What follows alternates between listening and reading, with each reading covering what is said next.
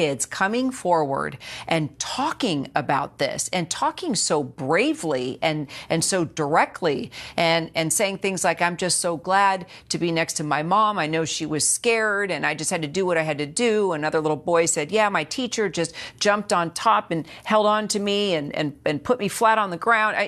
Listening to them, detail their survival stories is quite remarkable. But if you were to sit in a room with these survivors, with these parents, what would be the first thing that you would say? Because a lot of this stuff will not manifest sometimes till a lot later. The first thing I would say to a child is, how do you feel? Whenever I talk to anyone, I'm checking in with them. What are they experiencing? What are they going through? So for a child, I'm going to ask them, what do you understand about what happened to this and this event? Because I want to know, do they know about it? They definitely do. Their teachers might be talking about it. Their school might be talking about it and talking about more preparations that they're making. And then if there are any misconceptions that they have, you want to clear that up, make sure that the details are clear for them.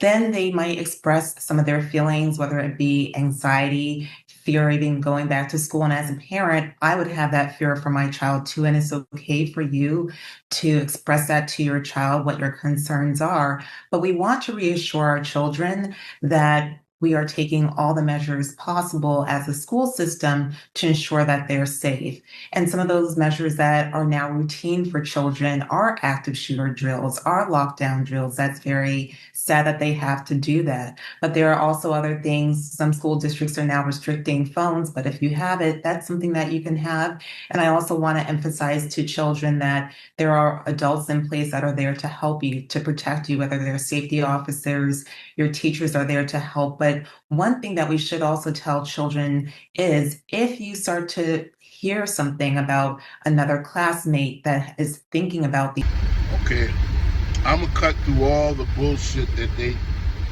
you've been hearing about the Minnesota. About the Catholic church shooter. They're bouncing all around the fact that this guy was a transgender and that he was taking he had to be taking hormone therapy, which causes, in most cases, dysphoria. That's where the anxiety and all that hate and all that, in my opinion, that's where that came from.